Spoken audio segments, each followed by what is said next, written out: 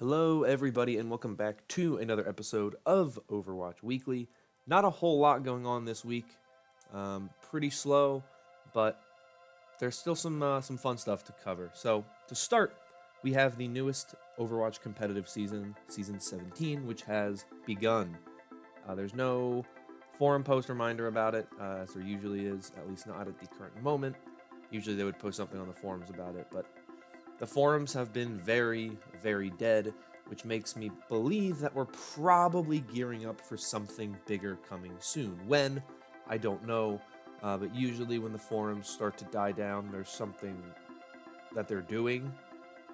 So we'll find out eventually. But competitive season 17 has begun. Get your placement matches in, and good luck to all of you in doing that.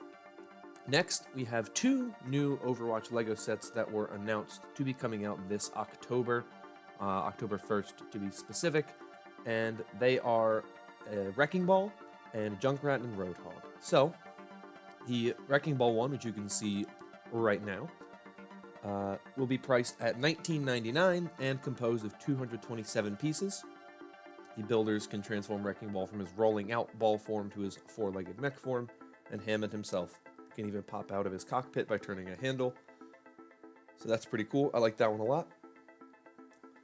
I'm surprised we're getting Wrecking Ball already, but I guess he's really popular. And he's the kind of set that if you're even not an Overwatch fan, you could probably sell this one to people who don't really know Overwatch and they just see a hamster in a giant suit. They'd be like, wow, that's really cool. I want that. So that's my guess as to why Wrecking Ball is one of our sets coming out this October. The next set, of course, the Junkrat and Roadhog set, which you can see there,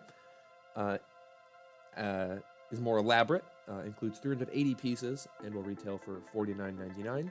And in addition to a minifig version of Junkrat, you have a much larger Roadhog figure. You have the duo's chopper with the sidecar and a Junkertown sign.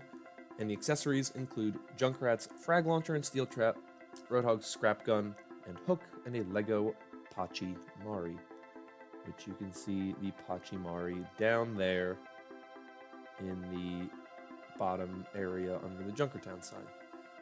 So that is the two sets. I'm hoping we get more in October, but it might just be these two. I don't really know how successful the Lego Overwatch line has been.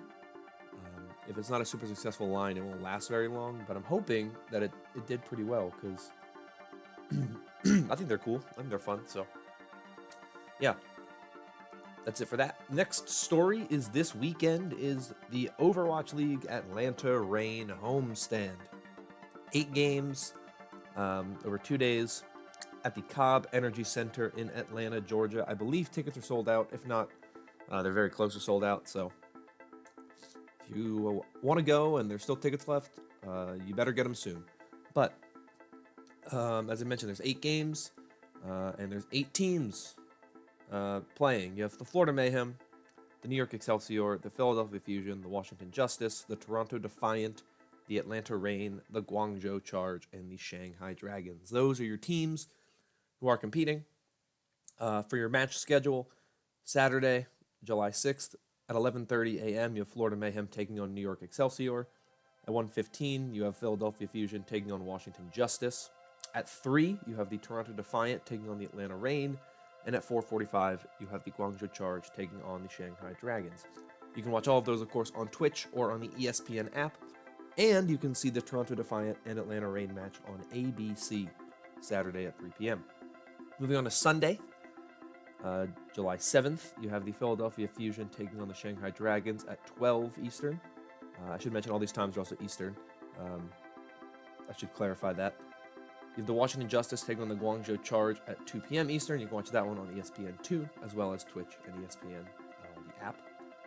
At 3:45 is the Florida Mayhem taking on the Atlanta Reign, and then at 5:30, New York Excelsior taking on the Toronto Defiant.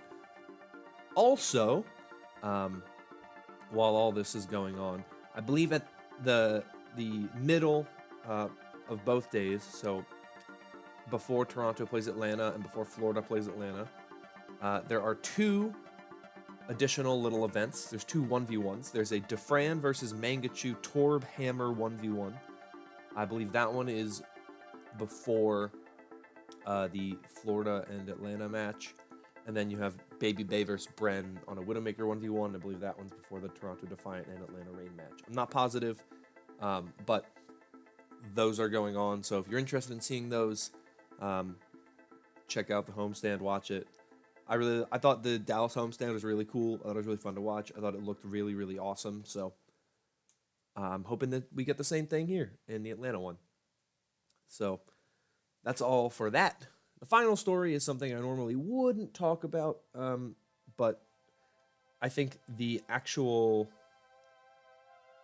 player in the Overwatch League that it surrounds is very important, so I am going to talk about it, and that is the retirement of Fissure. Now, I've talked about some retirements here in the past. I think I've talked about Seagull, I've talked about Defran, some of these really well-known people in the community, and Fissure was one of the best players in the 2018 season. He was second in the MVP race when he went from the London Spitfire to the LA Gladiators and essentially turned the LA Gladiators into one of the best teams in the 2018 season.